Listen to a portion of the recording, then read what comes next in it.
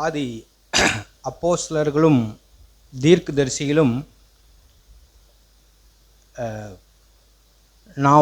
நாம் வாழ்கிற இந்த காலகட்டத்துக்கு முன்னதாக அவர்கள் வாழ்ந்திருந்தாலும் நமக்கு இருந்த ஒரு டெக்னாலஜி அல்லது நமக்கு இருக்கிற ஒரு வாழ்க்கை அவர்களுடைய வாழ்க்கையில் இல்லை. ஆனாலும் அவர்களுடைய ஜீவியத்தில், அவங்களுடைய வாழ்க்கையில், அவங்களுடைய நடைமுறையில் தேவனை பிரியப்படுத்தி தேவனுக்காக வைராக்கியமாக, வாஞ்சியாக, சாட்சியாக அவர்கள் அப்போஸ்தலர்களும் தீர்க்கதரிசிகளும் தேவனை மையமாய் வைத்து அவர்கள் நம்மை விட அவர்கள் சிறப்பான வாழ்க்கை தேவனுக்கென்று வாழ்ந்திருக்கிறார்கள். நமக்கு இப்போ இருக்கிற சூழலில், நமக்கு இருக்கிற விஞ்ஞான காலத்தில் நமக்கு எல்லாமே சொகுசான வாழ்க்கை இருக்கிறது. உதாரணத்துக்கு எடுத்துக்கொண்டோம் என்றால், நம்ம ஒரு இடத்துக்கு ஒருவரிடம் தொடர்பு கொள்ளணும்னா நமக்கு செல்ஃபோன் இருக்கிறது, அல்லது ஒரு இடத்துக்கு போகணுன்னா வண்டி இருக்குது. எவ்வளோ ஸ்பீடாக போகணுமோ அவ்வளோ ஸ்பீடாக ஒரு இடத்துக்கு நம்ம போகக்கூடிய எல்லா சாதனங்களும் நமக்கு இருந்தாலும், ஆனால் அந்த நாட்கள் வாழ்ந்த சீசர்களோ அப்போஸ்தலர்களோ அவர்கள் சிரமத்துக்குள்ளாக, கஷ்டத்துக்குள்ளாக வாழ்ந்தாலும் அவங்க நேர்த்தியாய் தேவனை சார்ந்து கொண்டு அவங்களுடைய காலகட்டத்தில் அவர்களுக்கு தேவன் கொடுத்த அந்த வாழ்க்கையில் அவர்கள் நேர்த்தியாக அதை செய்து வாழ்ந்து ஜீவித்தார்கள். ஆனால் அவர்களோடு நம்மை ஒப்பிடும்போது நாம் மிகுந்த சோம்பேறிகளாகவும் நாம் மிகுந்த அஜாக்கிரதை உள்ளவர்களாகவும் இருப்பதாக நான் கருதுகிறேன். ஆனால் அவர்கள் மிகவும் ஆச்சரியமாக, அற்புதமாக அவர்களுக்கு கொடுக்கப்பட்டிருக்கிற வாழ்க்கையில் நடந்தே சுவிசேஷத்தை அறிவிச்சிருக்காங்க. நடந்தே அவங்களுடைய வாழ்க்கையில் கடந்து போயிருக்காங்க. அநேக நாள் பட்டினி, பசி, இப்படியெல்லாம் அவங்களுடைய வாழ்க்கையில் கஷ்டங்களையும் போராட்டங்களையும் சந்தித்து கிறிஸ்துவை அவர் பின்பற்றியிருக்கிறாங்க. ஆனால் நம்மளுடைய வாழ்க்கையில் எவ்வளவோ சொகுசான வாழ்க்கையும் எவ்வளவோ லகுவான வாழ்க்கையும், நம்மிடத்தில் இருக்கிற காரியங்கள் அவர்களிடத்தில் இல்லை. ஆனால் அவர்கள் தேவனை உயர்த்தி தான் வாழ்க்கையில் பிடித்து ஆண்டவரை மகிமைப்படுத்தியிருக்காங்க. ஆகையால் நாம் அவர்களை பார்த்து நாம் குற்றமான சாட்சி பெற வேண்டாம். ஆனால் அவர்களை அந்த அப்போஸ்தலர்களையும் தீர்க்கதரிசிகளையும் இயேசுவை நம்முடைய இருதயத்தில் பின்பற்றும்படி நாம் ஜாக்கிரதையாய் நம்மளை திருப்பி அவர் பக்கமாய் திரும்பும்படி நாம் அழைக்கப்பட்டிருக்கிறோம். உதாரணமாய் பார்த்தீங்கன்னா, அப்போஸ்தலனாகிய பேதுரு, யோவானும் பேதுரும் இந்த அப்போஸ்தலர் 3ஆம் அதிகாரத்தில் நான் வாசிக்கிறோம். அப்போஸ்தலர் 3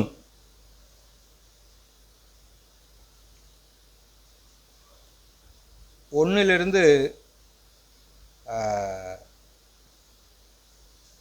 9வது வசனம் வரைக்கும் நான் வாசிக்கலாம். அப்போஸ்தலர் 3ஆம் அதிகாரம் 1 9வது வசனம் வரைக்கும். பக்கம் 164 பக்கம். ஜெப வேளையாகிய 9ஆம் மணி நேரத்திலே பேதுருவும் யோவானும் தேவாலயத்திற்கு போனார்கள். அப்பொழுது தன் தாயின் வயிற்றிலிருந்து சப்பானியாய் பிறந்த ஒரு மனுஷரை சுமந்து கொண்டு வந்தார்கள். தேவாலயத்திலே பிரவேசித்தவர்களிடத்தில் பிச்சை கேட்கும்படிக்கு நாடோறும் அவனை அலங்கார வாசல் என்னப்பட்ட தேவாலய வாசலண்டையிலே வைப்பார்கள். தேவாலயத்திலே பிச்சை பிரவேசிக்க போகிற பேதுருவையும் யோவானையும் அவன் கண்டு பிச்சை கேட்டான். பேதுருவும் யோவானும் அவனை உற்று பார்த்து, எங்களை நோக்கி பார் என்றார்கள். அவர்களிடத்தில் ஏதாகிலும் கிடைக்கும் என்று எண்ணி அவர்களை நோக்கி பார்த்தான். அப்பொழுது பேதுரு, வெள்ளியும் பொன்னும் என்னிடத்தில் இல்லை, என்னிடத்தில் உள்ளதை உனக்கு தருகிறேன். நசரேயனாகிய இயேசு கிறிஸ்துவின் நாமத்தினாலே நீ எழுந்து நட என்று சொல்லி வலது கையினால் அவனை பிடித்து தூக்கிவிட்டான். உடனே அவனுடைய கால்களும் கரடுகளும் பலன் கொண்டது. அவன் குதித்தெழுந்து நின்று நடந்தான். நடந்து குதித்து தேவனை துதித்து கொண்டு அவர்களுடனே கூட தேவாலயத்திற்கு பிரவேசித்தான்.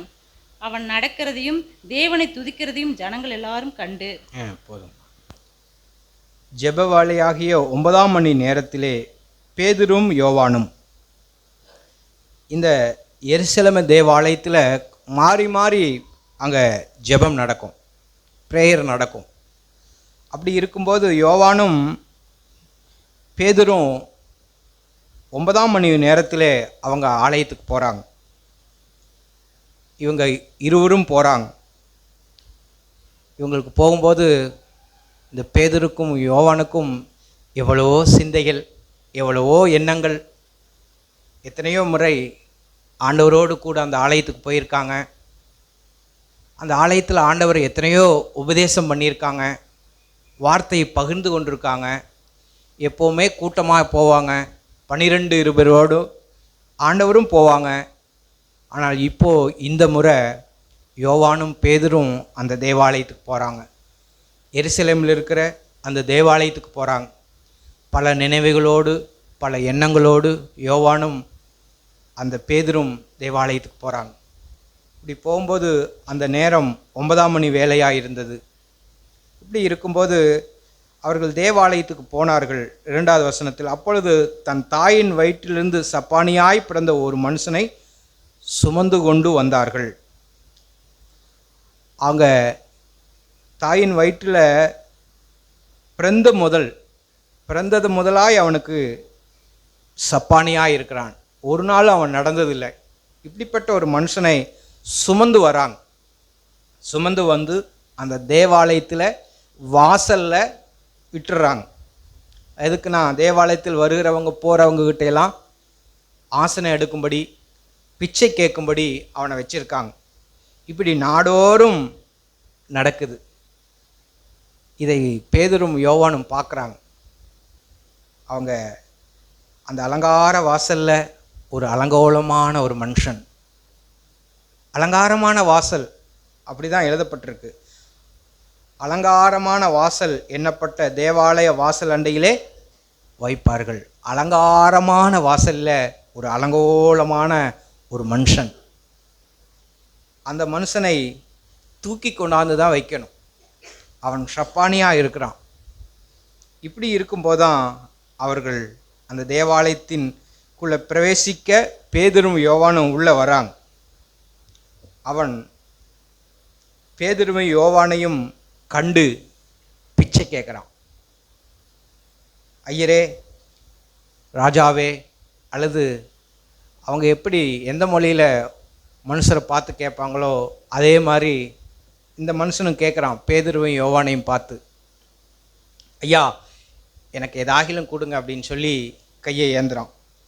பேதுரும் யோவானும் அவனை உற்று பார்த்து, எங்களை நோக்கிப்பார், எங்களை நோக்கிப்பார் என்றார்கள். அவனிடத்தில் எதாகிலும் கிடைக்குமென்று எண்ணி அவர்களை நோக்கி பார்த்தார்கள். அப்பொழுது பேதுரு, வெள்ளியும் பொன்னும் என்னிடத்தில் இல்லை. பேதுரு அங்கே சொல்கிறார், நீ எதிர்பார்க்குற வெள்ளியோ பொன்னோ அல்லது பணமோ என்னிடத்தில் இல்லை. நீ பார்க்குற எதுவும் என்னிடத்தில் இல்லை, வெள்ளியும் பொன்னும் என்னிடத்தில் இல்லை. ஆனால் நசராயனாகிய இயேசு கிறிஸ்துவின் நாமத்தில் வெள்ளியும் பொண்ணும் என்னிடத்தில் இல்லை, என்னிடத்தில் உள்ளதை உனக்கு தரேன். வெள்ளியும் பொண்ணும் என்னிடத்தில் இல்லை, நீ எதிர்பார்க்கறது இல்லை, ஆனால் வேறொன்று நான் வச்சுருக்கேன். அவருடைய இருதயத்தில் ஆண்டவராகிய இயேசு கிறிஸ்துவை, அவர் உலக வாழ்க்கையில் தரித்திரராக இருந்தாலும் அவர் உன்னதமான இயேசு கிறிஸ்துவை அவர் பெற்றிருந்தார். அவருடைய இருதயத்தில், வாழ்க்கையில் அவர் அதை பெற்றிருந்தார். இன்றைக்கும் கூட நம்முடைய வாழ்க்கையில் இயேசுவை நாம் பத்திரமாக வைத்திருக்கிறோமா? இயேசுவை நம்முடைய வாழ்க்கையில் பின்பற்றக்கூடிய அந்த இருதயம் இருக்கா? அதை தான் தேவன் பார்க்குறார். அவர் சொல்கிறார், வெள்ளியும் பொன்னும் என்னிடத்தில் இல்லை, என்னிடத்தில் உள்ளதை உனக்கு நான் தரேன். என்னிடத்தில் என்ன இருக்குன்னா, இயேசு இருக்கிறார். அவர் எல்லாரையும் ரட்சிக்கிறவர் இருக்கிறார். மனுஷனுடைய வாழ்க்கையை வாழும்படி உதவி செய்யக்கூடிய ஒருத்தர் இருக்கிறார். வருத்தப்பட்டு பாரம் சுமக்கிறவர்களே, நீங்கள் எல்லாரும் என்னிடத்தில் வாருங்கள் என்று சொல்லக்கூடிய, எல்லாரையும் அழைப்பு கொடுக்கக்கூடிய, எல்லாரையும் ரட்சிக்கிற, விடுவிக்கிற, சூழ்நிலையை மாற்றக்கூடிய ஒருவர் வைத்திருக்கேன். அவரை நான் உனக்கு தரேன் அப்படின்னு சொல்லி, உனக்கு தருகிறேன். நசரேயனாகிய இயேசு கிறிஸ்துவின் நாமத்திலே நீ எழுந்து நட என்று சொல்லி வலது கையிலான் அவனை பிடித்து தூக்கிவிட்டான். இந்த வலது கையினால் அவனை பிடித்து தூக்கிவிட்டான். இந்த 2ஆம் அதிகாரத்தில் நான் வாசிக்கும்போது ஒரு இடத்த சொல்வார், தேவன் இயேசு கிறிஸ்துவை வலது கையினால் அவரை உயர்த்தி அவரை ஆசீர்வதித்தார் என்று பேதுரு பேசுவார். அதே மாதிரி இவர் என்ன செய்கிறார்னா, அந்த வலது கையினால் அவனை பிடித்து தூக்கிவிட்டார்.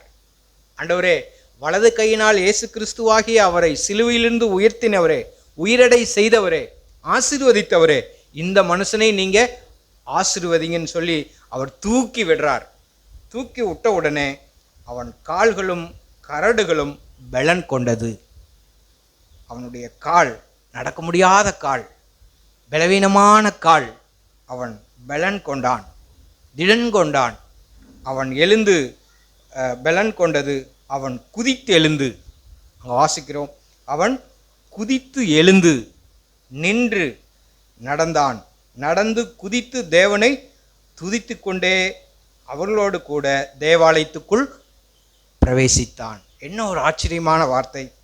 அவன் குதித்து எழுந்து நின்று நடந்து குதித்து தேவனை துதித்து கொண்டே அவர்களோடு கூட தேவனுடைய ஆலயத்துக்குள் பிரவேசித்தான். அவர்களுக்கு ரொம்ப சந்தோஷம், இந்த மனுஷனுக்கு ரொம்ப சந்தோஷம். அவன் பலன் கொண்டான்.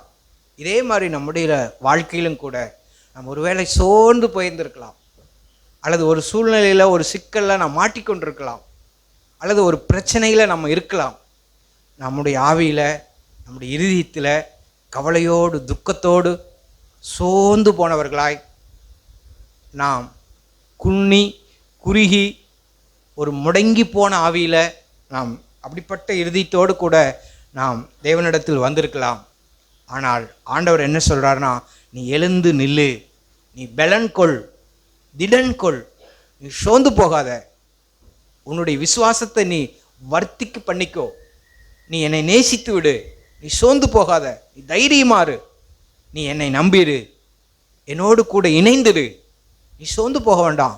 இந்த பலவீனம் என்னவாகும், இந்த வியாதி என்னவாகும், இந்த சூழ்நிலை என்னவாக இருக்கும், இந்த குழப்பம் எப்படி மாறுமா, இந்த பிரச்சனை மாறுமா அப்படின்னு சொல்லி நீ எதுலேயும் சோர்ந்து போயிடாத, நீ எழுந்து நட அப்படின்னு சொல்லி ஆண்டவர் நம்மளை தைரியப்படுத்துகிறார், உற்சாகப்படுத்துகிறார். இப்படி தான் அந்த மனுஷன் என்ன செய்தானா, அவன் குதித்து எழுந்து நின்றான். இதுவரைக்கும் அவனுடைய வாழ்க்கையில் பிறந்த நாள் தொடங்கி எத்தனையோ வருடங்கள் அவன் பிச்சை கேட்டுக்கொண்டே அந்த அலங்கார வாசலில் இருக்கிறான். ஒரு நாளும் அவன் எழுந்து நின்னதே இல்லை, ஒரு நாளும் அவன் நடந்ததே இல்லை. ஒரு நாளும் பல வருடங்களாய் பல சூழ்நிலைகளை தேவாலயத்தில் நடக்கிற எத்தனையோ செய்திகளை அவன் கேட்டிருக்கிறான், காதில் வாங்கியிருக்கான்.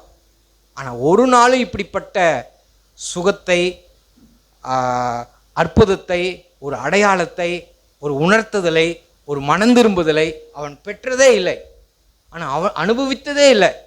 ஆனால் இன்னைக்கு அந்த பேதுரு இயேசுவின் நாமத்தினால் சொன்ன உடனே அவன் அனுபவிக்கிறான். அவனுடைய அந்த கால்களும் கரடுகளும் பலன் கொள்கிறான், இருதயத்தில் தைரியம் கொள்கிறான், அவன் எழுந்து நடக்கிறான். இன்றைக்கும் கூட நம்முடைய வாழ்க்கையில், ஆண்டவரே, நான் பல வருடங்களாய் இடத்துல வந்திருக்க ஆண்டவரே, பல வருடங்களாய் நான் ஒரு காரியத்துக்காக காத்திருக்க ஆண்டவரே, ஆண்டவரே உம்முடைய பலன் வேணும் ஆண்டவரே, உம்முடைய ஆலயத்தில் நான் இருக்க ஆண்டவரே, பல வருடங்களாய் சத்தியங்களை கேட்குற ஆண்டவரே, இந்த பாவத்தை நான் ஜெயிக்க முடியல ஆண்டவரே, இந்த சூழ்நிலையில் நான் தோத்து போகிற ஆண்டவரே, கோவப்படுறேன், எரிச்சல் ஆகிறேன், இந்த சூழ்நிலையில் நான் விழுந்து போகிற ஆண்டவரே, எனக்கு பலன் இல்லை ஆண்டவரே அப்படின்னு சொல்லி நாம் சோர்ந்து போய் இருக்கும்போது, பரிசுத்த ஆவியானவரை நாம் சார்ந்து கொள்ளும்போது, உண்மையை நேர்மையாய் நம்முடைய சூழ்நிலையை ஒத்துக்கொள்ளும்போது ஆண்டவர் நமக்கு உதவி செய்கிறார். அவர் சமயமாக இருக்கிறார்.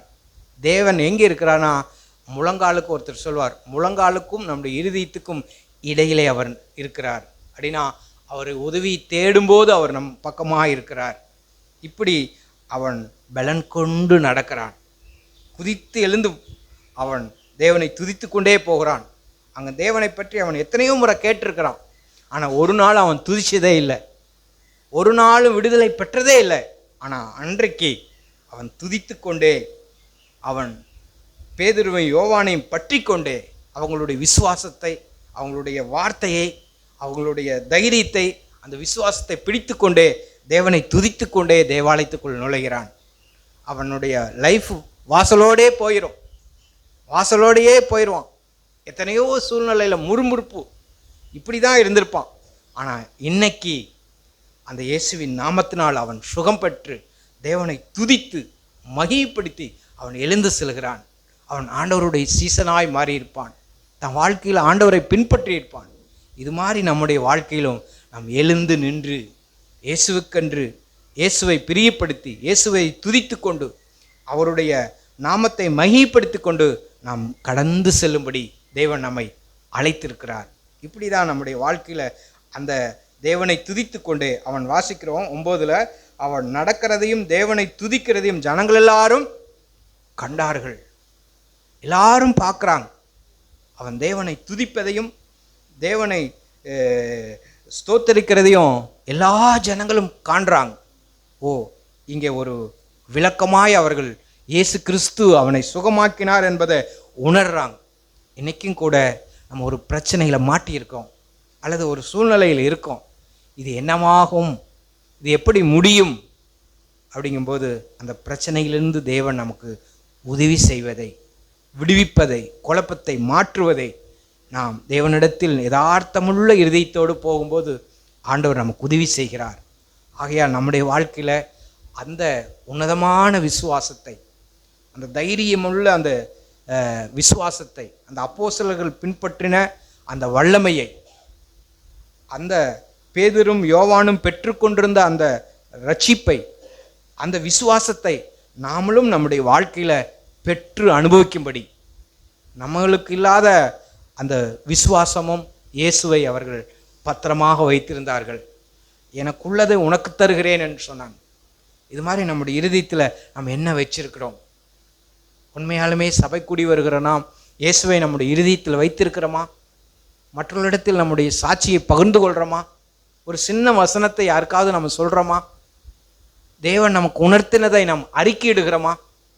தேவனுக்கு நாம் சாட்சி பகரும்படி, தேவனுக்கென்று வைராக்கியமாய் நிற்கும்படி நமக்கு தைரியம் இருக்கா? அல்லது நம்ம ஏதோ ஒன்று வருகிறோம், எப்படியோ கடந்து போகிறோம், அப்படி நம்முடைய வாழ்க்கையும் நம்முடைய இறுதியும் இருக்கா? உண்மையாலுமே இந்த பேதுரும் யோவானும் அவர்கள் தைரியம் பெற்று கிறிஸ்துவை அறிவித்தார்கள். அங்கே இருக்கிற அந்த செய்தி எல்லா இடத்திலையும் பரவுது. எருசலேம் பூரா பரவுது. இன்னும் அடுத்த அதிகாரத்திலெல்லாம் பார்த்தீங்கன்னா எல்லா இடத்துலையும் பரவுது.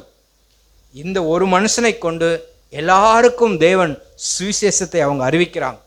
இயேசுவை தேவனென்று சாட்சி பகருகிறாங்க. இது மாதிரி நம்முடைய வாழ்க்கையில், நம்முடைய சூழ்நிலையில் நாம் தேவனுக்கென்று சாட்சியாக இருக்கும்படி, தேவனை நாம் மகிமைப்படுத்தும்படி, நாம் அவரை பற்றி கொள்ளும்படி நாம் அழைக்கப்பட்டிருக்கிறோம்.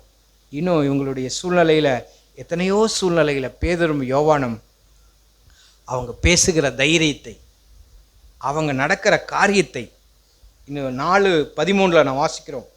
அவங்க பேதமையுள்ளவங்களாக இருந்தாங்க. 13 வாசிங்க.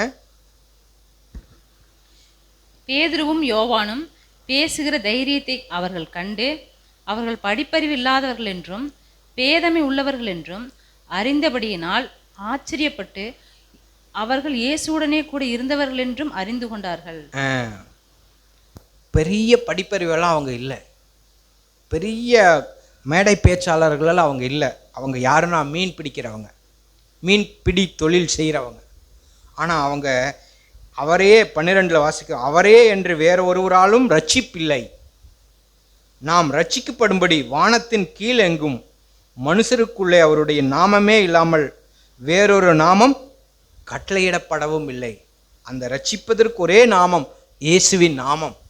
அவர் மூலமாக தான் மனுஷனுக்கு ரட்சிப்புங்கிறத பகிரங்கமாய் அவங்க சாட்சியிட்டாங்க, சாட்சியாய் நின்றாங்க. இந்த பேதுரையும் அவங்களையும் அவங்க பார்க்கும்போது எல்லாரும் ஆச்சரியப்பட்டாங்க. ஓ, இவங்க படிப்பறிவு இல்லாதவங்க, ஆனால் இவ்வளவு சாட்சியாய் நிற்கிறார்களே என்று சொல்லி அவங்க அவ்வளவு இதாக இருந்தாங்க. இது போல் நம்முடைய வாழ்க்கையிலும் நாம் தேவனை பற்றி கொண்டு தைரியமாய் இயேசுவை பின்பற்றும்படி, அவருக்கு சாட்சியாய் வாழும்படி, நாம் வாழ்கிற வாழ்க்கையில், நாம் செய்கிற வேலை ஸ்தலத்தில் நாம் சாட்சியாய் இருந்து தேவனை மகிமைப்படுத்தும்படி. இன்னும் எலியாவை குறித்து நாம் வாசிக்கும்போது அவனுடைய வாழ்க்கையில் எவ்வளவு தாழ்மையை நாம் கற்றுக்கொள்ள வேண்டியதாக இருக்குது. நாம் ஒரு பக்கம் சாட்சி பகர்ந்தாலும் நம்முடைய அன்றாட ஜீவியத்தில் நாம் தாழ்மையுள்ளவர்களாய், தாழ்மையை ஒவ்வொரு நாளும் நம் குருவை இடத்தில் கற்றுக்கொண்டது போல் ஆண்டவர் சொன்னார், என்னிடத்தில் தாழ்மையை கற்றுக்கொள்ளுங்கள், நான் சாந்தமும் மனத்தாழ்மையாக இருக்கிறேன், என்னிடத்தில் நீங்கள் தாழ்மையை கற்றுக்கொள்ளுங்கள்னு சொன்னார். அதுபோல் நம்முடைய வாழ்க்கையில் தாழ்மையை கற்றுக்கொள்வது. தாழ்மைங்கிற வார்த்தைக்கு நம்ம நிறைய அர்த்தங்கள் உண்டு. ஆனால் நம்முடைய நடைமுறை வாழ்க்கையில், நம்முடைய ஜீவியத்தில் நம் தாழ்மையை நமக்கு கொடுக்கப்பட்டிருக்கிற வாழ்க்கையில், மனைவி இடத்துல, பிள்ளைங்க இடத்துல, வேலை ஸ்தலத்தில், நாம் இருக்கிற சூழ்நிலையில் நாம் அடங்கி இருந்து தாழ்மையாக இருந்து, நமக்கு கொடுக்கப்பட்டிருக்கிற வருமானத்தில், நமக்கு இருக்கிற சூழ்நிலையில், ஆண்டவரே நான் உம்முடைய தாழ்மையை நான் கற்றுக்கொள்ளட்டேன் ஆண்டவரே, யாரோடு போட்டி போடாதபடி, யாருக்கும் என்னை ஒப்பிடாதபடி, ஆண்டவரே உங்கள் தாழ்மையை நான் இறுதியத்தில் கற்றுக்கொள்ள எனக்கு உதவி செய்யுங்க. இப்படி தான் அவர்கள் தங்களுடைய சூழ்நிலையில், நிலைமையில் ஆண்டவருக்கென்று தங்களை அர்ப்பணித்தாங்க. இந்த எலியாவை குறித்து நான் வாசிக்கிறோம். 1 ராஜாக்கள் 17ஆம் அதிகாரம். நம்ம எல்லாருக்கும் தெரிந்த வசனம்தான்.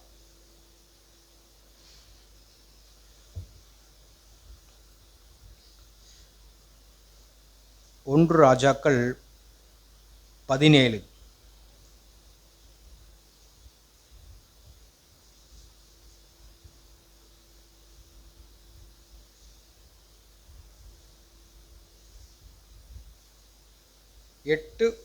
வாசிங்க. பக்கம் 452. அப்பொழுது கர்த்தருடைய வார்த்தை அவனுக்கு உண்டாயிற்று. அவர், நீ எழுந்து சீதோனுக்கு அடுத்த சாரிபாத் ஊருக்கு போய் அங்கே தங்கியிரு, உன்னை பராமரிக்கும்படி அங்கே இருக்கிற ஒரு விதவைக்கு கட்டளையிட்டேன் என்றார். இந்த எலியாவை ஆண்டவர் பார்த்து சொல்கிறாங்க. ஏற்கனவே அங்கே கேரித் ஆற்றங்கரையிலிருந்து அவரை பராமரித்தாங்க, அவங்களுக்கு ஆகாரம் கொடுத்தாங்க, காகங்கள் மூலமாக ஆகாரம் கிடைச்சது, இறைச்சி கிடைச்சது. இப்படியெல்லாம் இருந்துட்டு அப்படி மழை பெய்யாதபடி இருந்தது நிமித்தம் அந்த ஆற்றில் ஆறு வற்றி போயிற்று. இப்படி இருக்கும்போது ஒரு நெருக்கமான சூழ்நிலையில் எலியா இருக்கிறார். இப்போது 8வது வசனத்தில், அப்பொழுது கர்த்தருடைய வார்த்தை அவனுக்கு உண்டாயிற்று. என்ன உண்டாயிற்றுன்னா, நீ இந்த இடத்த விட்டு கடந்து போ அப்படின்னு சொல்லி உண்டாயிற்று. இந்த எலியா யாருன்னா, அவர் 3 ராஜாக்களுக்கு சவாலாக, சாட்சியாக, வைராக்கியமாக வாழ்ந்தவர். 3 ராஜாக்களுக்கு முன்னாடியும் தைரியமாக இருந்தவர். இன்னும் சொல்லப்போனால் 450 தீர்க்கதரிசிகளுக்கு சவாலிட்டவர். வானத்தை தன்னுடைய ஜெபத்தினால் அடைத்தவர்.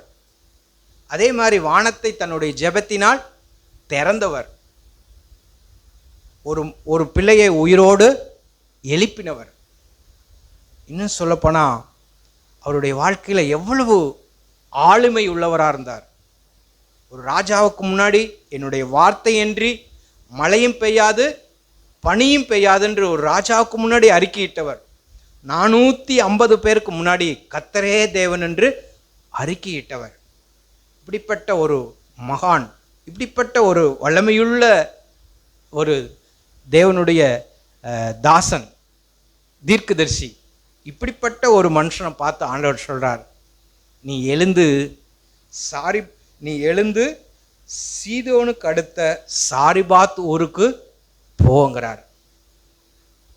அவருடைய வாழ்க்கையில் எவ்வளவு ஒரு நெருக்கமான சூழ்நிலையில், கஷ்டமான நேரத்தில், ஒரு பஞ்சமான நேரத்தில் ஆண்டவர் நீ எழுந்து போங்கிறார்.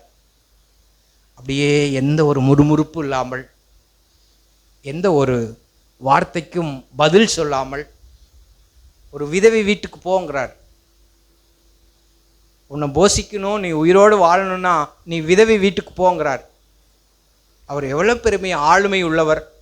ஆனால் அவர் தாழ்மையாக அந்த சூழ்நிலையை ஏற்றுக்கொண்டு அவர் என்ன செய்கிறார்னா, அங்கே எழுந்து போகிறார். ஒரு விதவைக்கு கட்டளையிட்டேன் என்றான். 10வது வசனத்தில், அவன் அப்படியே எழுந்து சாரிபாத்துக்கு போனான். அந்த பட்டணத்தில் ஒளிமுக வாசலுக்கு அவன் வந்தபோது எவ்வளோ பெரிய ஒரு தீர்க்கதரிசி, எவ்வளோ பெரிய ஒரு ஆசான் அப்படியே ஆண்டவருடைய வார்த்தையை கேட்டு அப்படியே கீழ்ப்படிந்து அந்தபடியே அவன் எழுந்து சாரிபாத்துக்கு போகிறான். அந்த பட்டணத்தில் ஒளிமுக வாசலுக்கு அவன் வந்தபோது, ஒளிமுக வாசலுங்கிறது என்னென்னா, அந்த ஒரு பட்டணம் இருக்குன்னா அதை சுற்றியும் கட்டடம் இருக்கும். ஆனால் அந்த கட்டடத்துக்கு ஒரு வாசல் இருக்கும். அந்த பட்டணத்துக்குள்ளே போனால் அந்த வாசல் இருக்கும். அந்த வாசல் வழியாக தான் போகணும். அந்த சாரிபாத்துக்கு அவர் எழுந்து போகிறார். ஆண்டவருடைய வார்த்தையை கேட்டு அப்படியே போகிறார். இப்படியே கேட்கக்கூடிய மனசு, ஆண்டவரே நான் அப்படியே கேட்கட்டும் ஆண்டவரே, உம்முடைய வார்த்தையை, உம்முடைய வசனத்தை நீர் உணர்த்துவதை, நீர் சொல்லுவதை அப்படியே ஏற்றுக்கொள்ளக்கூடிய மனசு எனக்கு தாங்க ஆண்டவரே. இப்படி தான் அந்த தீர்க்கதரிசி அப்படியே ஏற்றுக்கொண்டான். கடந்த காலத்தையெல்லாம் அவன் நினைக்கல. அவன் செய்த சாதனையெல்லாம் ஒன்று கூட நினைக்கல. உயிரோடு எழுப்புனது, 450 பேரை பிடித்தது, கர்த்தரே தேவன் என்று சொன்னது, வானத்தை அடைச்சது, இதெல்லாம் இவனுடைய மனசில் கொஞ்சம் கூட இல்லை. இப்போ என்ன செய்கிறானா, இவன் எழுந்து அப்படியே போகிறான். இப்படி நம்முடைய வாழ்க்கையில் ஆண்டவரே நான் கடந்த காலத்தில் எவ்வளோ காரியத்தை நான் செஞ்சுருந்தாலும் இன்றைக்கி நீங்கள் என்ன சொல்கிறீங்களோ அதை நான் கேட்க ரெடியாக இருக்கேன் ஆண்டவரே. கடந்த கால வாழ்க்கையை அதே பழைய கதையே நான் வச்சுட்டு ஓட்ட மாட்டேன் ஆண்டவரே. இன்றைக்கி நீங்கள் என்ன சொல்கிறீங்களோ நான் அந்த குறிப்பிட்ட நேரத்துக்கு, அந்த குறிப்பிட்ட சூழ்நிலைக்கு ஆண்டவரே நான் போவதற்கு உம்முடைய பலன் எனக்கு வேணும் ஆண்டவரே. அவன் அப்படியே செல்கிறான். ஒரு சூழ்நிலை விட்டு கடந்து அப்படியே போகிறான். அங்கே போன உடனே ஒளிமுக வாசலுக்கு அவன் வந்தபோது அங்கே ஒரு விதவை விறகு பொறுக்கி கொண்டிருந்தாள். அவன் அவளை பார்த்து கூப்பிட்டு, ஆண்டவரும் இவர் அனுப்புகிறார், அந்த அம்மாவும் வராங்க. இப்படி இருக்கும்போது அந்த அம்மாவை கூப்பிட்டு, அவளை பார்த்து கூப்பிட்டு, நான் குடிக்கிறதற்கு கொஞ்சம் தண்ணீர் ஒரு பாத்திரத்தில் எனக்கு கொண்டு வா என்றான். கொண்டு வர அவள் போகிற போது அவன் அவளை நோக்கி கூப்பிட்டு, கொஞ்சம் அப்பமும் உன் கையிலே எனக்கு கொண்டு வா என்றான். ஒருவேளை பசிக்காக, ஒருவேளை சூழ்நிலைக்காக ஒரு தீர்க்கதரிசி அவன் ஆண்டவருடைய வார்த்தையின்படியே அங்கே போய் அதை கேட்குறான். அதை கேட்ட உடனே அதற்கு அவள், பானையில் ஒரு பிடி மாவு, களத்தில் கொஞ்சம் எண்ணெயும் அல்லாமல் என்னிடத்தில் ஒரு அடையும் இல்லை என்று உம்முடைய தேவனாகிய கர்த்தருடைய ஜீவனை கொண்டு சொல்லுகிறேன்.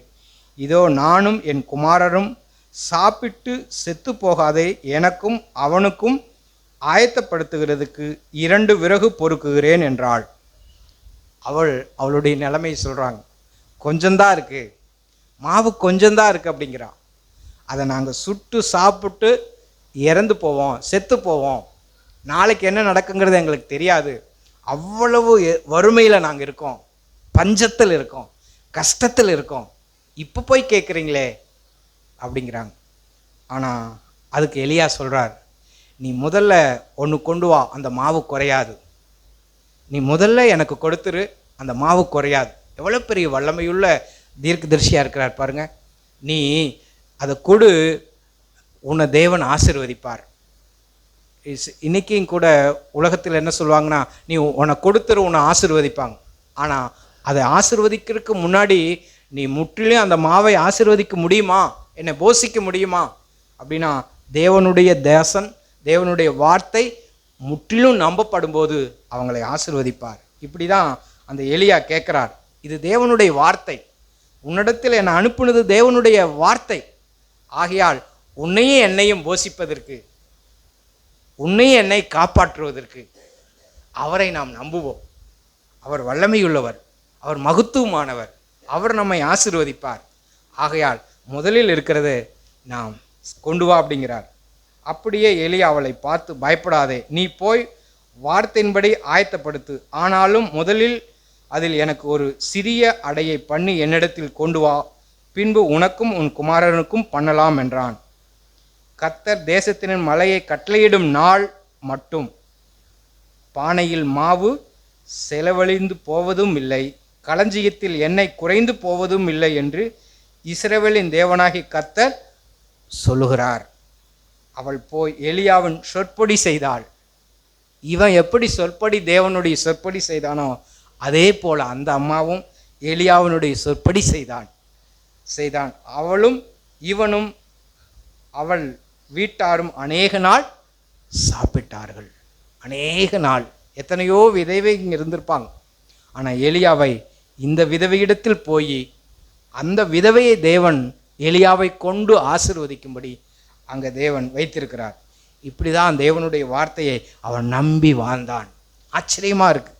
இது போல நம்முடைய சூழ்நிலையிலும் ஆண்டவரே எல்லா வார்த்தைக்கும் இது நடக்குமா, இது நடக்காதா, இந்த சூழ்நிலை எப்படி, ஆண்டவரே நான் அதையெல்லாம் யோசிக்க மாட்டேன். ஆண்டவரே நான் முற்றிலும் உம்மை நம்புகிறேன். ஆண்டவரே வெள்ளியும் பொண்ணும் என்னிடத்தில் இல்லை. ஆண்டவரே நான் உம்மை நம்புகிறேன்ப்பா, உம்மை நான் சார்ந்து கொள்கிறேன். ஆண்டவரே என்னுடைய அறிவை யோசித்து இந்த பிரச்சனைக்கு நான் போக மாட்டேன். ஆண்டவரே என்னுடைய மூளை யோசிக்க மாட்டேன். ஆண்டவரே உம்முடைய வார்த்தையின்படி நான் யோசித்து ஆண்டவரே வாழ எனக்கு உதவி செய்யுங்க. ஆண்டவரே இப்படி நம்முடைய வாழ்க்கையில் நம் தேவனையே சார்ந்து கொள்வோம். அதில் வாசிக்கிறோம், கர்த்தர் எலியாவை கொண்டு சொன்ன வார்த்தையின்படியே பானையிலே மாவு செலவழிந்து போகவும் இல்லை, களஞ்சியத்தின் எண்ணெய் குறைந்து போகவும் இல்லை.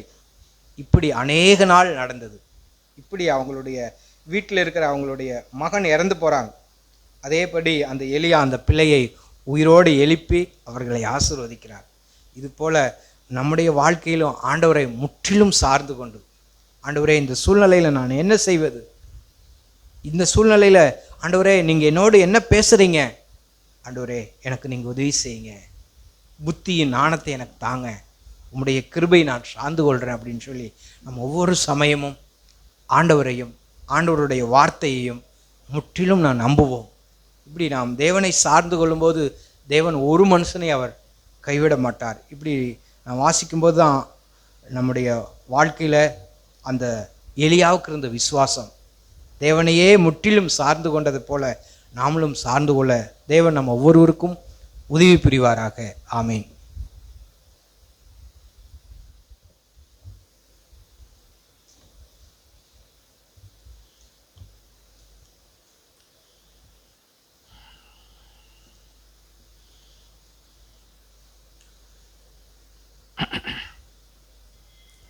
நான் வாழ்கிற இந்த நாட்களில் நாம் எல்லாருமே நல்ல சுமூகமாக வாழ்கிறோங்கிறத நம்ம மறந்து போகக்கூடாது. ஆனால் அந்த நாளில் வாழ்ந்த பரிசுத்தவான்கள் அவர்கள் பூமிக்குரிய காரியத்தில் தரித்திராக இருந்தாங்க, ஆனால் விசுவாசத்தில் ஐஸ்வர்யவான்களாக இருந்தாங்க. இந்த நாளில் வாழ்கிற நம்ம பூமிக்குரிய காரியங்களில் ஐஸ்வர்யவான்களாக இருக்கிறோம், ஆவிக்குரிய காரியங்களில் தரித்திரராக இருக்கும்.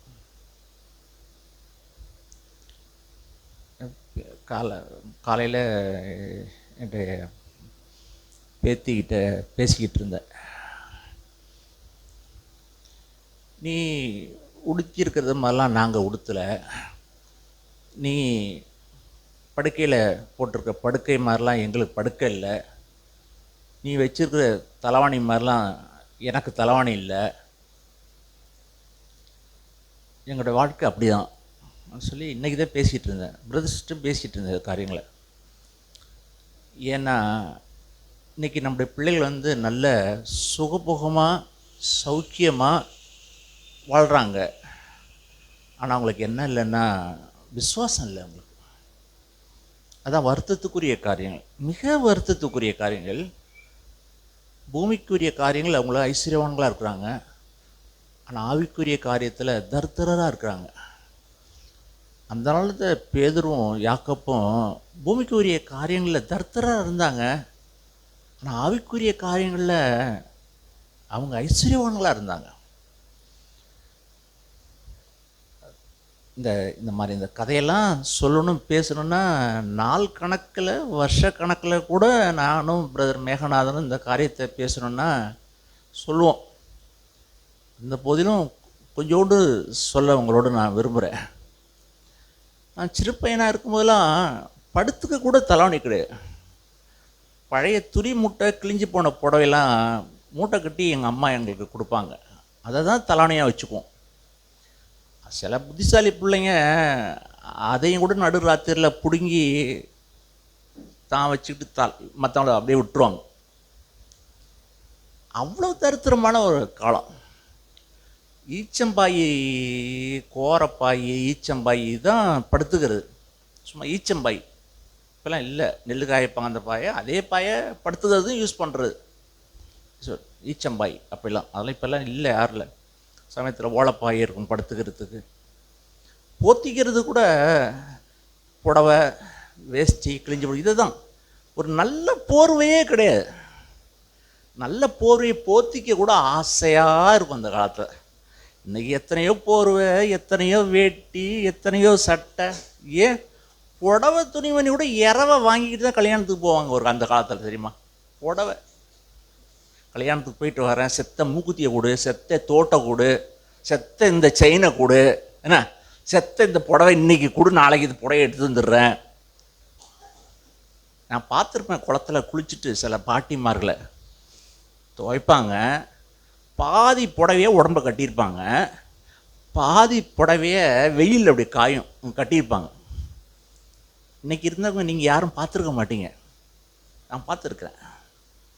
அடுத்த புடவை இருக்காது, பாதி புடவை வெயிலில் அப்படி காயும்.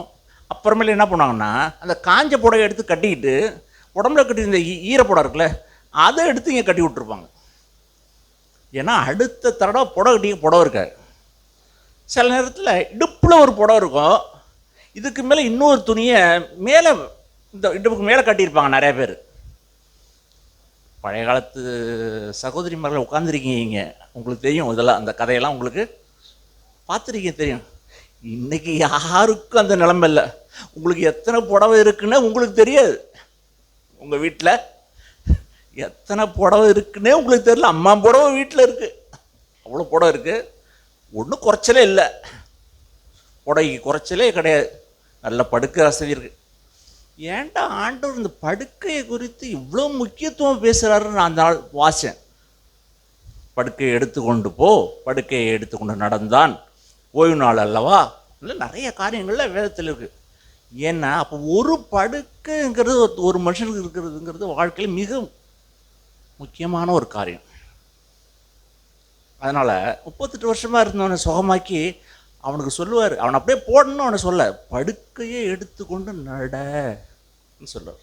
ஏன்னா அவனுக்கு அந்த படுக்கை அந்த நாளில் அவ்வளோ முக்கியம், அவ்வளோ முக்கியம். இன்னைக்கு வசதி, இன்னைக்கு கடத்தருக்கு போயிட்டோம். இன்னைக்கு எங்கேயோ ஒரு காய்கறி வாங்க தான் போயிட்டு வரும், போமா நடந்தா வண்டியா, நடந்துதாம்மா போகணும். இல்லை இல்லை, நடந்துனா நான் வரல, நடந்துனா நான் வரல.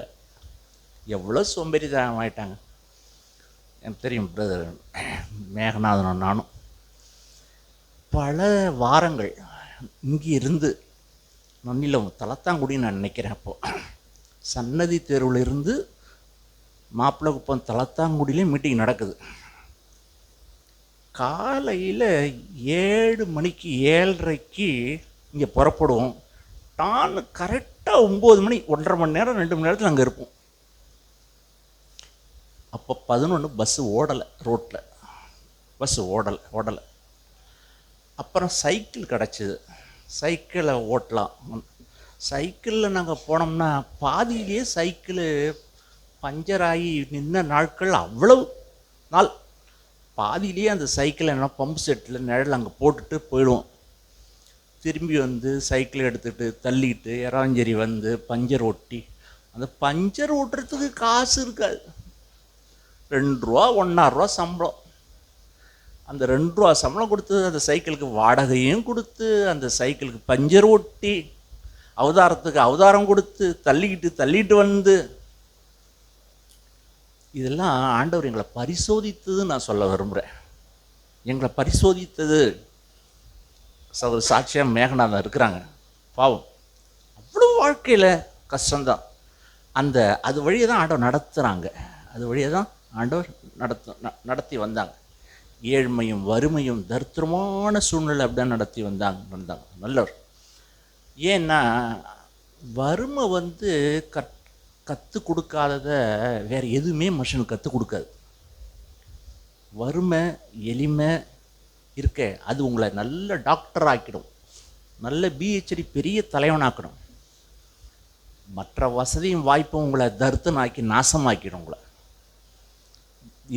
தரித்திரமும் வறுமையும் கஷ்டமும் இருக்கா நல்லதுன்னு நான் சொல்லுவேன். அவங்க ஒரு பாடத்தை கற்றுக்குவாங்க. நான் வேதத்திலிருந்து சில காரியங்களை உங்களோட நான் பேச விரும்புகிறேன். 2 தீமோத்தேயின் புஸ்தகம் 6ஆம் அதிகாரம் 4ஆம் அதிகாரம் 2 தீமோத்தேயின் புஸ்தகம் 4ஆம் அதிகாரம்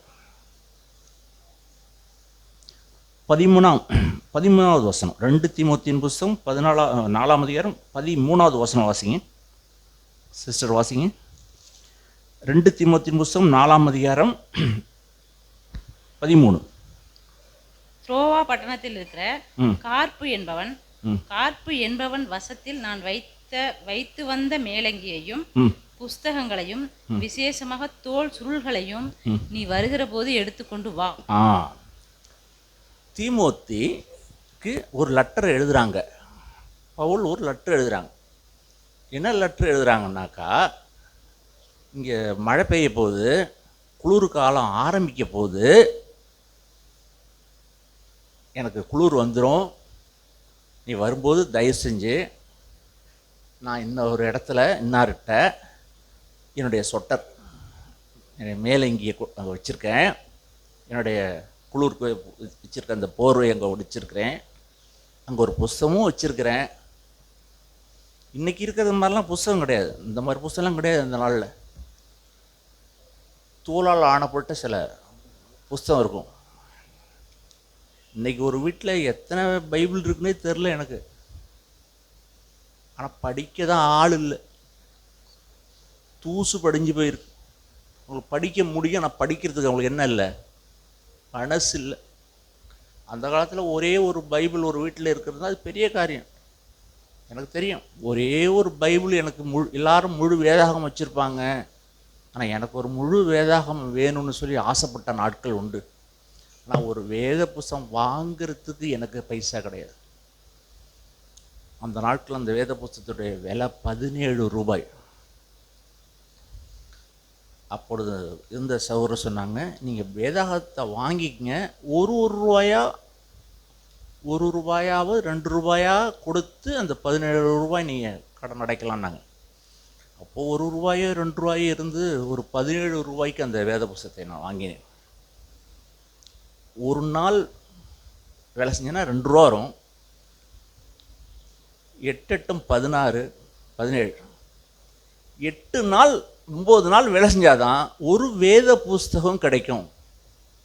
8 நாள் வேலை செய்யணும். நான் 8 நாள் வேலை செஞ்சு ஒரு வேத புஸ்தகத்தை நான் வாங்கினேன் 17 ரூபாய்க்கு. அந்த வேத புஸ்தகத்தில் உட்கார்ந்து நான் வாசிக்க ஆரம்பித்தேன். என்னை ஆச்சரியப்படுத்தினது. தேவனோடு பேசினார், என் நேரத்தை செலவிட்டேன், ராத்திரி நாள் பகல்னு சொல்லி நான் பார்க்கல. அந்த வேதத்தில் நான் கோடிடாத பகுதி, ஒரு பகுதி கூட அந்த வேத புஸ்தகத்தில் இல்லை. ஆச்சரியமான அந்த 17 ரூபாய்க்கு நான் வாங்கி கொடுத்த. இன்றைக்கு எத்தனையோ பேர் வாங்கி கொடுக்கறதுக்கு ரெடியாக இருக்கிறாங்க, எத்தனையோ மொழிபெயர்ப்புள்ள புஸ்தகங்களும் இருக்குது. ஆனால் நான் கஷ்டப்பட்டு வேலை செய்து அந்த வாங்கின அந்த புஸ்தகத்துடைய மதிப்பு இருக்கே, அது பல கோடிக்கு மேலான மதிப்புள்ளதான் நான் என்றேன். ஏன்னா அது அவ்வளோ விலையேறப்பட்டது. அருமையான தம்பிமார்கள் தங்கைகள் ஊருக்கு நான் சொல்லுகிறேன், கையில் இருக்கிற வேத புஸ்தகம் இருக்க அவ்வளோ விலையேறப்பட்டது. இன்றைக்கி அச்சடிக்கப்படுது, நிறையா பேப்பர் வருது. ஆனால் அந்த நாளில் அப்படி கிடையாது. ஒரு வேதாகமத்தை அச்சடிக்கப்படுது, பிரித்தி எடுப்பது என்பது சாதாரண காரியம் கிடையாது. பவுல் வாழ்ந்த நாட்கள் அவ்வளோ கஷ்டமான நாட்கள். இல்லைன்னா இன்னொன்று வாங்கிட்டு போயிடலான்லாம் இல்லை, கிடைக்காது. அதனால் அவர் சொல்லி அனுப்புகிறார், தீமோத்தி நீ வரும்போது அங்கே ஒரு புஸ்தகம் வச்சுருக்கிறேன், என்னுடைய மேல் சட்டை வச்சுருக்கிறேன், மேல் அங்கி இருக்குது, என்னுடைய தோல் சுருள் இருக்குது, தோல் சுருள் வச்சுருக்கேன். தயவு செஞ்சு வரும்போது மழை வருவதற்கு முன்னாடி, எனக்கு குளிர் வர்றதுக்கு முன்னாடி. இது எங்கே வாசிக்கிறோம்னு சொன்னாக்கா 21ஆம் வசனத்தில் வாசிக்கிறோம். அதை குறித்து 21ஆம் வசனத்தில் வாசிங்க. மாரி காலத்துக்கு முன் நீ வந்து சேரும்படி ஜாக்கிரதைப்படு. எனக்கு குளிர் வர்றதுக்கு முன்னாடி சீக்கிரம் எனக்கு கொண்டாந்து மே சட்டையை கொடுத்துரு. இன்னைக்கு எத்தனை சட்டை தோ இங்கே நம்ம சர்ச்சில் இருக்கிற எல்லா சட்டை துணிமெல்லாம் ஒருத்தருக்கு ராத்திரி எல்லாருக்கும் அள்ளி கொடுத்தேன். நல்ல சொட்டர் இருந்தது, அதை கொடுத்தேன். இந்த சொட்டர் எங்களுக்கு வேண்டாங்கன்னு வச்சுட்டு போயிட்டார். மனநிலை பாதிக்கப்பட்டவர்கள் இருக்கிறாங்க திருச்சேரை பக்கம், அங்கே எங்கேயோ நிறைய பேர் இருக்காங்க. நான் அங்கே அதெல்லாம் கொண்டு கொடுத்துருன்னு எடுத்துகிட்டு போனார். இந்த சொட்ரு நல்ல சூப்பர் செட்ரு, அதை விலை கொடுத்து வாங்க போனால் 2000 ரூபா வரும். அது வேண்டான்ட்டு போகிறார், அவர் வேண்டான்ட்டு போகிறார். இன்றைக்கி இருக்கிற காலகட்டத்தில் எல்லாம் மிஞ்சி போயிடுச்சு. மிஞ்சி எல்லாமே வசதியாயிடுச்சு. ஆனால் வறுமை எங்கே வந்துச்சு? ஆவிக்குற வாழ்க்கையில் வறுமை வந்துருச்சு. தேவனை தேடலை, அவர் கூட தாகம் இல்லை அவர்களுக்கு. பாவத்தின் மேலே ஒரு வெறுப்பு அல்ல, கண்களை நிச்சயம் அடக்கணும்னு அவங்களுக்கு ஆசை இல்லை, இந்த நாக்கு அடக்கணும்னு ஆசை இல்லை, விபச்சார சிந்தையிலிருந்து விடுதலை அடையணும்னு ஆசை இல்லை. ஐயோ நான் பாவம் செய்யாத ஒரு வாழ்க்கை வாழணும்னு அவங்களுக்கு விருப்பம் இல்லை. மற்றதெல்லாம் இருக்குது, நான் முந்தி சொன்னது மாதிரி எல்லாம் இருக்குது. ஆனால் ஆவிக்கிற வாழ்க்கையில் அவங்க தரித்திரராக இருக்காங்க. யாக்கோபு சொல்வது போல் இந்த பூமியின் நாட்களில் விசுவாசத்தில் ஐஸ்வர்யவான்கள் அல்ல, பூமிக்குரிய காரியங்களில் அவங்க ஐஸ்வர்யவான்களாக இருக்கிறாங்க.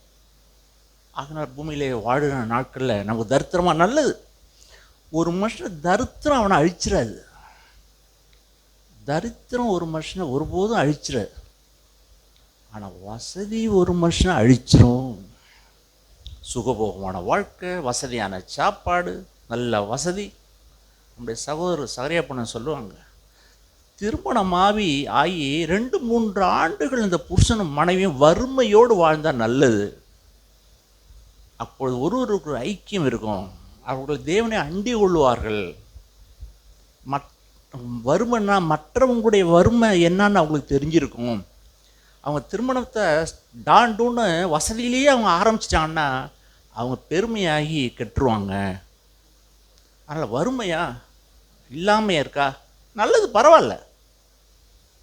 ஆனால் வாழுகிற நாட்களில் விசுவாசத்தில் ஐஸ்வர்யவான்களாய் மாறணுமே தேவன் மேலே. அதுதான் பேதுருவிடத்திலும் யோவானிடத்திலும் இருந்தது. என்னிடத்தில் உள்ளதை நான் உனக்கு தருகிறேன். அவங்கள்ட்ட வெள்ளியும் இல்லை, பொண்ணும் இல்லை, காசும் இல்லை, பணம் இல்லை. ஆனால் இயேசு அவங்களுக்குள்ளே இருந்தார், அதை கொடுத்தார். அவங்க எழுந்து நடந்தார். அருமையான தேவனுடைய பிள்ளைகளே, இந்த நாட்களில் நீங்கள் நானும் இந்த பூமிக்கு காரியங்களில் வசதியாக இருக்கும், நல்ல வசதியாக இருக்கும், பரவாயில்ல, அதில் குறைவே இல்லை. இங்கேருந்து நடந்து போகணுமா ஒரு ஆட்டோ வச்சுட்டு போகிறோம், எனக்கு கும்போணம் போனோம் பஸ்ஸு, எத்தனையோ பஸ்ஸு. இன்றைக்கி மகளிருக்குன்னு சொல்லி இலவச பஸ்ஸு விட்டாங்க. நாளைக்கு இன்னும் என்னாலலாம் நடக்க போது தெரில, சுகபோகமாக போகிறதுக்கு நீங்கள் அவ்வளவு சுகபோகம். என்னாமா அரிசி, ஒரு பைசா இல்லாமல் 20 கிலோ அரிசி, தீபாவளிக்கு வேட்டி புடவை, பொங்கலுக்கு வேட்டி புடவை, பணத்தை அள்ளி கொட்டிக்கிட்டு இருக்கான். எலெக்ஷன் பணத்தை அள்ளி கொட்டிக்கிட்டு இருக்கான். பஞ்சம் இல்லை, நடந்துக்கிட்டு இருக்கு. ஆனால் ஆவிக்குரிய வாழ்க்கையில் திவால் நான் உணரணும். ஆனால் அன்னைக்கு பேதுருவிடத்தையும்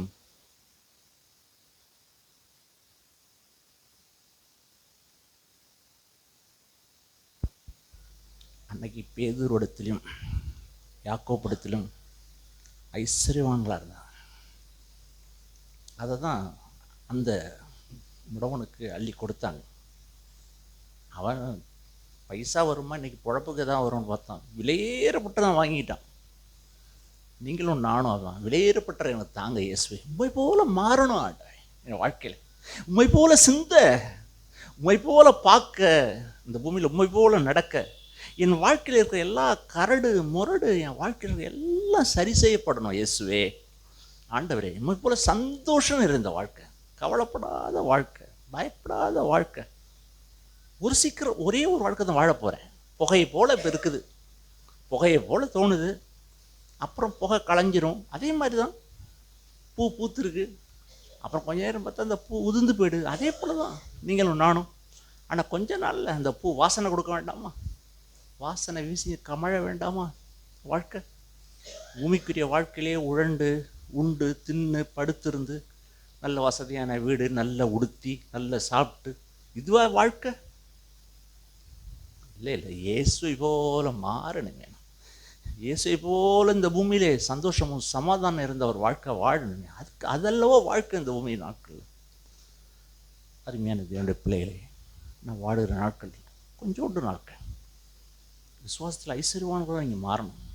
பூமியிலே தரித்திரவான்களா லாசரை போல அது ஒரு பொருட்டே இல்லை.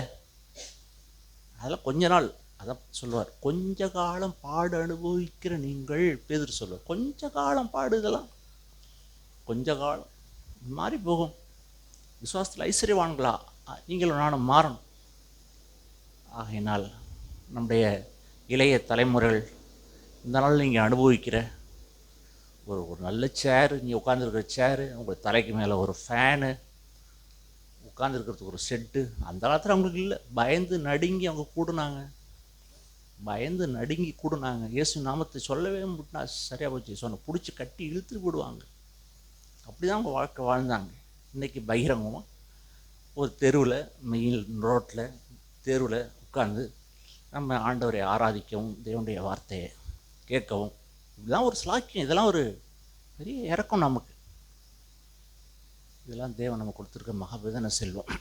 அதனால் வருகிற நாட்களில் நான் எல்லா சௌரியங்களும் அனுபவித்து விட்டு இயேசுவை அறிய வேண்டிய பிரகாரம் அறியாமல் போயிடக்கூடாது. வருகிற நாட்கள்லாம் ஆண்டவரே உண்மை அறிய வேண்டிய அறிவில் நாங்கள் வளரோம். இந்த பூமியில் திருப்தி அடைஞ்சிட வேண்டாம். நாங்கள் எதுலேயும் திருப்தி அடைஞ்சிட வேண்டாம். உடையோ உணவோ தங்கு இடமோ நாங்கள் திருப்தி அடையவே மாட்டோம். எலிசா பின்பற்ற நிகழ்ச்சி பார்க்குறோம். இங்கேயே இருந்திருப்பா மாட்டேன், இங்கே இருந்திருப்பா மாட்டேன், இங்கே இருந்திருப்பா மாட்டேன், இங்கேயே இருந்திருப்பா மாட்டேன். ஏப்பா நீ என்னை பின்பற்றுற?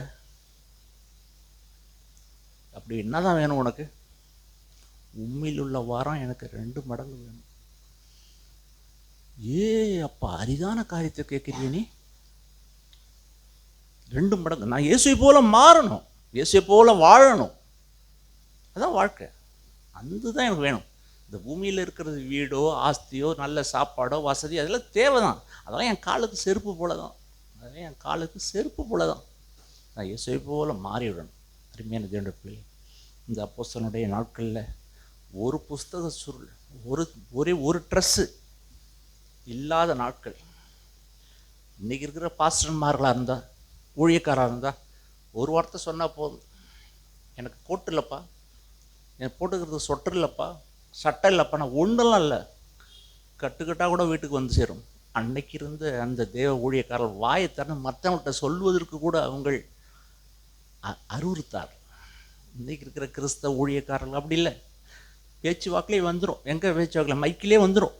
இங்கே உட்காந்துலாம் கேட்டுக்கிற மாதிரி, கேட்டிங்களா எனக்கு நாளைக்கு போட்டுக்கிறதுக்கு சட்டை இல்லைங்கிற பேச்சு எங்கே வரும்னா இந்த செய்தியிலே வந்துடும், மெசேஜிலே. எனக்கு ரொம்ப ராத்திரி கஷ்டப்பட்டேன், கொசுகடி, செய்தி இதிலே வந்துடும், எங்கள் மெசேஜ்லேயே வந்துடும். இன்றைக்கி இருக்கிற பிரசங்கியாருடைய பிரச்சனை என்னென்னா, ஜனங்களுக்கு சொல்ல வேண்டிய செய்தி மைக்கு மூலியமாகவே வந்துடும். ஆனால் அன்னைக்கு வாழ்ந்த இந்த அப்போஸ்தலன் மகான் யார்கிட்டையும் சொல்ல தன்னுடைய தேவையை, என்ன எப்பா நீ எனக்கு எடுத்துகிட்டு வா, என் புஸ்தகத்தையும் என்னுடைய மேல் சட்டையையும் குளிருக்கு நான் போட்டுக்கிறதையும் புஸ்தகம் சொல்லியும் நீ எடுத்து வந்து கொடுப்பா.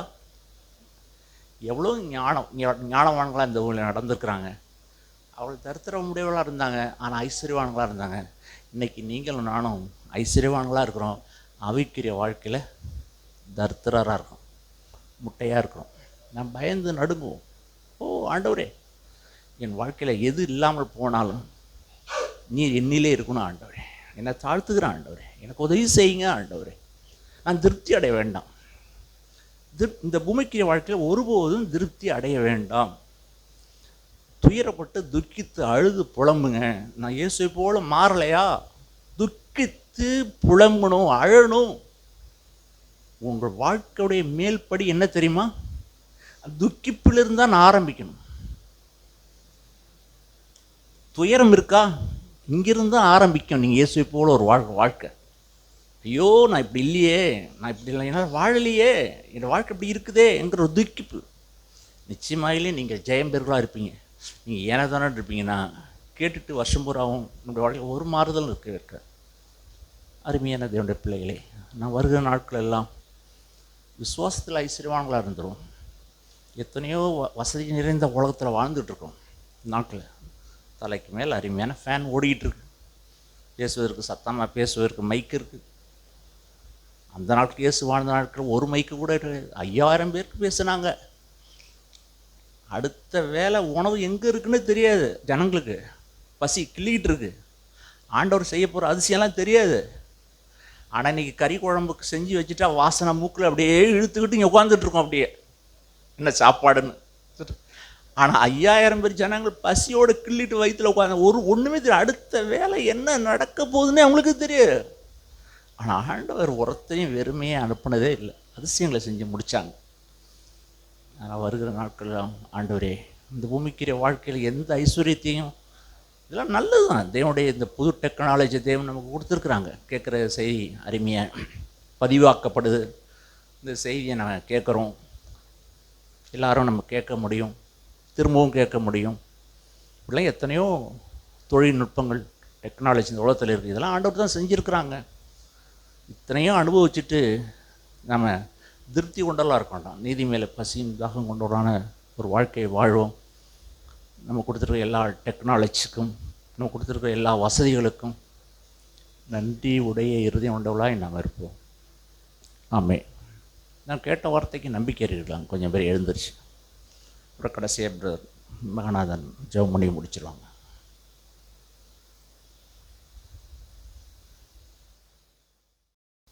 நாம் எழுந்திருப்போம். பிரியமானவர்களே, தேவன் நம்மோடு ஏராளமான பாரங்களை, அவருடைய அங்காளாய்ப்பை நம் மத்தியிலே பேசியிருக்கிறார். பிரியமானவர்களே, ஆம், ஆதி அப்போஸ்தலர்கள் வாழ்க்கையில் அபிஷேகம் இருந்தது. அவர்கள் தரித்திரராக இருந்தார்கள், வல்லமையுடையவர்களாக இருந்தார்கள். பேதுரு சாதாரண ஒரு மீன் பிடிக்கிற குடும்பத்தில் பிறந்தவர். அவருடைய சீஷர்கள்லாம் அதிக கல்வி அறிவு கிடையாது. ஆனால் அவர்கள் தேவனிடத்திலிருந்து வல்லமையை பெற்ற மனுஷர்களாக இருந்தார்கள். அதுவும் சாதாரணமாக அல்ல. இதற்கும் அஞ்சா நெஞ்சம் உடையவர்களாக இருந்தார்கள். அந்த வல்லமை, அந்த அபிஷேகம் இன்றைக்கு நம் மத்தியில் இருக்கிறதா? ஒன்றுமில்லை. பிரியமானவர்களை, கேட்டோம். நம்முடைய வாழ்க்கையில் சொகுசு நிறையா வந்துட்டுது. சோம்பேறித்தனம், ஒரு திருப்தி உள்ள ஒரு வாழ்க்கை. சோதம் குமராவை போல செல்வ செழிப்பு, ஆகார திரட்சி, பசி, பஞ்சம்லாம் ஒன்றுமே கிடையாது. பணத்துக்கெல்லாம் பஞ்சமே கிடையாது. ஆனால் இப்பொழுதுதான் நமக்கு ரொம்ப அபாயகரமான ஒரு நிலைமை. திருப்தியாய் இருக்கிற உங்களுக்கு ஐயோ என்று வேதம் சொல்கிறது. பணம் என்னிடத்துல சுகபோகமாய் நான் புழங்குவேனே, ஆனால் தேவனை நான் தேடுறதுக்கு வாய்ப்பே கிடையாது. எனக்கு ஐயோ தான். அந்த நாட்களில் வாழ்ந்த தேவனுடைய மனுஷர்கள் தரித்திரர்களாகவும், அடுத்த வேளை சாப்பாட்டுக்கே வழி இல்லாதவர்களாகவும், அவர்கள் சபை கூடுதல் பார்த்தோம்னா அவர்கள் குகைகளிலும் மலைகளிலும் தெரியாமல் அவர்கள் கூடினார்கள். ஆனால் நியாயத்தீர்ப்பு நாளிலே அவர்கள் எழும்பி நம்மளை குற்றப்படுத்துவார்கள். என்ன வாழ்க்கை வாழ்ந்துட்டோம்? என்ன தேவனுக்காக நாம் அர்ப்பணித்தோம்? என்ன இழந்தோம்? நம்ம ஆராய்ந்து பார்ப்போம். பிரியமானவர்களே, அந்த நாட்களில் தெரியும், சபைக்கு போகிறோம்னு சொன்னால் ஊரில் எல்லாருமே ரொம்ப கேவலமாக பார்ப்பாங்க. குடிக்கிறவங்கள கூட விசேஷமாக பார்ப்பாங்க. ஆனால் நம்முடைய மேலே விழுந்த பார்வை பார்த்திங்கன்னா அவ்வளோ அற்பமாக இருக்கும். ஆனால் இந்நாள் வரைக்கும் காக்கப்பட்டிருக்கிறோம். தன்னை நிற்கிறேன் என்று எண்ணுகிறவன் விழாதபடிக்கு எச்சரிக்கையாக இருக்கிறவன் இருக்கு தேவன் தாங்கியிருக்கிறார். இந்நாள் வரைக்கும் அவர் நடத்தியிருக்கிறார், தப்புவித்திருக்கிறார். அதனால தான் பிழைத்திருக்கிறோம். ஆனால் நாம் தேவனுடைய எவ்வளவோ தேவனிடத்திலிருந்து ஏராளமான நன்மைகளை பெற்றிருக்கிறோம். ஆனால் நாம் அவரிடத்தில் பதிலுக்கு அவருக்கு நாம் என்ன கொடுத்திருக்கிறோம், என்ன செய்திருக்கிறோம்? தேவனிடத்திலிருந்து இந்நாள் வரைக்கும் பெற்றுக்கொண்டு தான் இருக்கிறோம். ஆவிக்குரிய கேட்டோம், உலகத்தில் பார்த்தோம்னா ஒரு குறைவு கூட கிடையாது. ஆனால் ஆவிக்குரிய வாழ்க்கையில் பார்த்தோம்னா பூஜ்ஜியம், விசுவாசம் கிடையாது, ஜீரோ.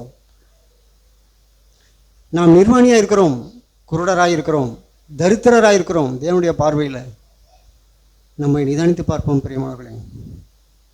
ஆண்டவர் வெளிப்படுத்தின விஷயத்தில் சொல்லும் பொழுது, நீ நிர்வாணியும் குருடனுமாய் இருக்கிறாய், ஆனாலும் நான் நீ என்னை திவ்ய சம்பந்தன் என்று எண்ணுகிறாய்.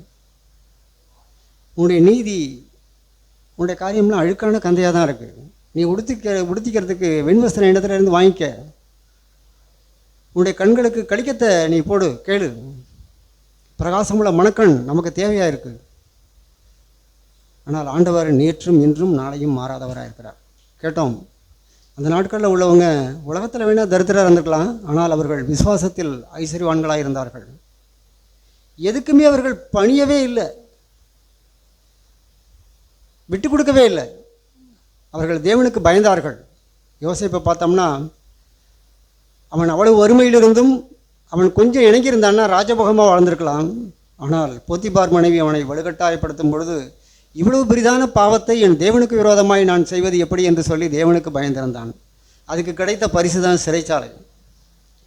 தானியேலை பார்த்தோம்னா, ராஜாவின் போஜனத்தினால் தன்னை தீட்டுப்படுத்தல் ஆகாது என்று சொல்லி தன் இருதயத்தில் நிர்ணயம் பண்ணினான். அதனால தான் தேவன் அவனை உயர்த்தினார். நம்முடைய அந்தரங்க வாழ்க்கையில் நாம் தேவனை கனம் பண்ணினால் தேவன் நிச்சயமாய் நம்மை கனம் பண்ணுவார் பிரியமானவர்களே. நான் என்ன ஒரு காரியம் நான் கேட்டுக்கொண்டிருக்கும் பொழுது நான் உணர்வடைந்தேன். இவ்வுலகத்தினுடைய மதிப்பீடுகளை நாம் தெரிந்து கொள்ள வேண்டும். நம்ம பெங்களூர்லேருந்து வந்த பிரதர் ஒரு சமயம் திருக்காட்டுப்பள்ளியில் எங்கள் பாப்பாவுக்கு பிரதிஷ்டை பண்ணும்பொழுது அவங்க ப்ரேயர் பண்ணும்பொழுது ஒரு வார்த்தை சொன்னாங்க, இன்னமும் எனக்கு ஆழமாய் பதிந்திருக்கிறது. ஆண்டவரே, இவருடைய தாய் தகப்பனுக்கும் பிள்ளைகளுக்கும் இந்த உலகத்தினுடைய மதிப்பீடுகளை நீர் அவர்களுக்கு தெரிவிப்பீராக, அவர்கள் உணர்ந்து கொண்டு வாழ உதவி செய்யும்னு. இந்த உலகத்தில் பார்த்தோம்னா பணம், சொகுசான வாழ்க்கை, இதெல்லாம் ஆசீர்வாதங்களாக நினைக்கிறாங்க. ஆனால் தேவனுடைய பார்வையில் எது ஆசீர்வாதம், எது வெளியேறப்பட்டது? இந்த உலகத்தினுடைய மதிப்பீடுகளை நாம் அறிந்திருக்கிறோமா? வேதம் சொல்கிறது, குணசாலியான ஸ்திரீயை கண்டுபிடிப்பவன் யார், அவளுடைய விலை முத்துக்களை பார்க்கிலும் உயர்ந்தது என்று சொல்லுது தேவனுடைய பார்வையில். மனம் திரும்புகிற ஒரு பாவிய நிமித்தமே பரலோகத்தில் சந்தோஷம் உண்டாயிருக்குன்னு சொல்லியிருக்கு தேவனுடைய மதிப்பீடு. நான் ஒரு குடும்பத்தில் ஒரு பிள்ளை மனம் திரும்பி இருக்கும்னு சொன்னால் பரலோகமே சந்தோஷப்படுது. நாம் எதை கண்டு சந்தோஷப்படுகிறோம்? பெரியமானவர்களே, நம்முடைய வாழ்க்கையில் வெளியேறப்பட்டது என்ன? விசுவாசம். தேவனுடைய பார்வையில் எதெல்லாம் வெளியேறப்பெற்றதாக இருக்கிறது? சாந்தமும் அமைதலும் உள்ள ஆவி தேவனுடைய பார்வையில் வெளியேறப்பெற்றதாக இருக்கிறது. அதுக்கெல்லாம் இன்றைக்கி பஞ்சமாக இருக்குது. உரசி பார்த்தா தான் தெரியுது எப்படிப்பட்டவங்களும். தொட்டால் போதும் அவருடைய வாழ்க்கை ஜீரோ. பிரியமானவர்களே, நாளும் தோற்றுப்போனவனாகத்தான் பேசிக்கொண்டிருக்கிறேன். வேதம் சொல்கிறது, ஒரு காரியத்தின் துவக்கத்தை பார்க்கிலும் முடிவை பார்க்கிறது நல்லது. வேதத்தில் வாசிக்கிறோம், அநேக மனுஷர்கள் தங்களுடைய வாழ்க்கையை நன்றாய் ஆரம்பித்தார்கள், ஆனால் முடிவு ரொம்ப வீழ்ச்சியுற்ற ஒரு வாழ்க்கை. சவுல் தன்னுடைய வாழ்க்கையில் நன்றாய் ஆரம்பித்தான், தளவாடங்களுக்குள்ளே ஒளிந்து கொண்ட ஒரு மனுஷனாக இருந்தான், தாழ்மையாக இருந்தான். ஆனால் முடிவு ரொம்ப மோசமாக போய்விட்டது. எத்தனையோ மனுஷர்கள் தங்களுடைய வாழ்க்கையை நன்றாய் ஆரம்பித்தார்கள். நான் பயப்படுகிறேன், நம்முடைய ஆரம்பமும் முடிவும் எப்படி இருக்குது? நம்முடைய ஆரம்பம் அற்பமாக இருந்தாலும் முடிவு மேல் நோக்கி போய் கொண்டிருக்கிறதா? நான் சரியாக தான் போய் கொண்டிருக்கிறேனா? என்னுடைய வாழ்க்கை எப்படி போய் கொண்டிருக்கிறது? நம்மை நிதானித்து பார்ப்போம் பிரியமானவர்களை. நம்முடைய வாழ்க்கை, நம்முடைய பிள்ளைகளுடைய வளர்ப்பு, நம்முடைய குடும்ப ஜீவியம், நீதிமானுடைய பாதை நடுப்பகல் வரைக்கும் அதிகமாய் பிரகாசிக்கும் சூரிய வெளிச்சத்தை போல் இருக்கும்னு இருக்குது. ஞானவான்கள் ஆகாய மண்டலத்தில் உள்ள நட்சத்திரங்களைப் போலவும், அநேகரை நீதிக்கு உட்படுத்துகிறவர்கள் அவர்கள் சுடர்களைப் போலவும் சதா காலங்களிலும் பிரகாசித்து கொண்டிருப்பார்கள். நம்முடைய வாழ்க்கை பிரகாசிக்குதா, இல்லை மங்கி போய்கிட்டு இருக்குதா? அதில் நான் திருப்தியாக இருக்கிறேன்னா?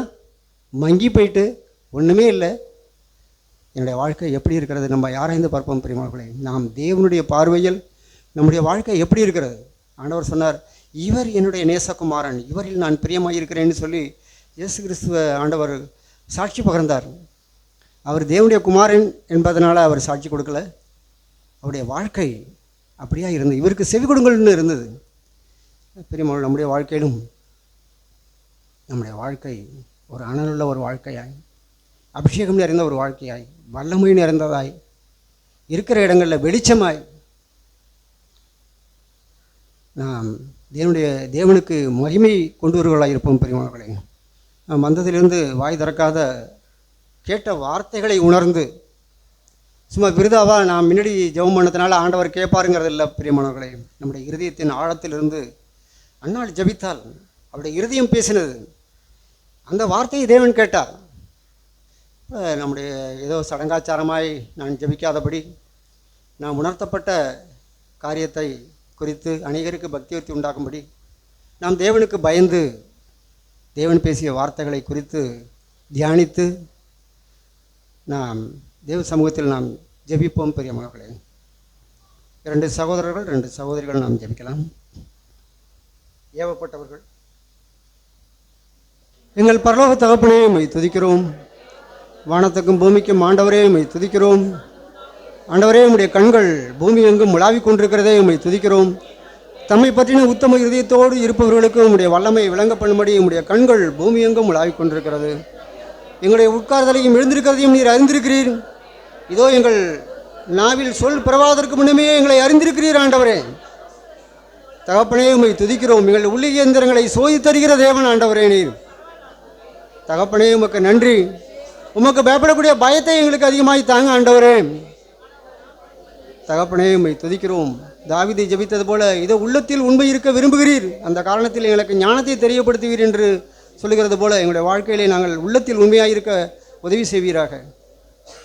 எங்கள் பரலோக தகப்பனே, இந்த அருமையான நாளுக்காக உம்மை துதிக்கிறோம். இந்த நாளிலும் உம்முடைய கரம், உம்முடைய பிரசன்னம் எங்கள் மத்தியிலே இருந்தது. உம்மை துதிக்கிறோம். நீர் எங்களோடு முகமுகமாய் பேசினீர்.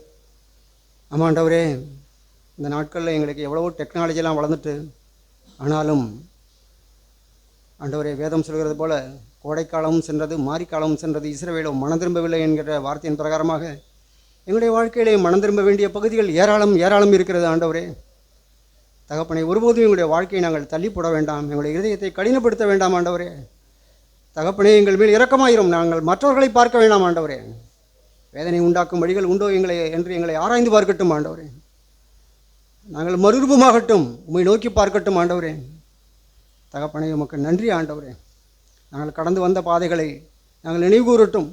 நீர் பாராட்டி வந்த எல்லா அன்புகளுக்கும் இரக்கங்களுக்கும் நாங்கள் எழவேனும் பாத்திரவான்கள் அல்ல. ஆண்டவரே தகப்பனே, ஆவியில் ஆர்வம் பண்ணி எங்களுடைய வாழ்க்கை ஒருபோதும் மாம்சத்தில் முடிவடைந்து விடாதபடி தொடர்ந்து உம்முடைய ஓட்டத்தில் உம்முடைய முக தரிசனத்தோடு உம்மை நோக்கி பார்த்து ஓட உதவி செய்யுங்க, இரக்கம் பாராட்டுங்க. வந்திருக்கிற ஒவ்வொருவரையும் நீர் ஆசீர்வதிப்பீராக. ஆண்டவரே, உம்முடைய வார்த்தையினால் அலங்கரிப்பீராக.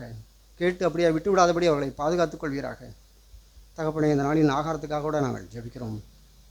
தகப்பனே, நீர் படைத்த கரங்களை ஆசீர்வதியும். ஆண்டவரே, உம்முடைய நாமம் மகிமைப்படட்டும். இயேசு கிறிஸ்து நாமத்தில் ஜெபிக்கிறோம் எங்கள் ஜீவனுள்ள நல்ல பிதாவே. ஆமென்.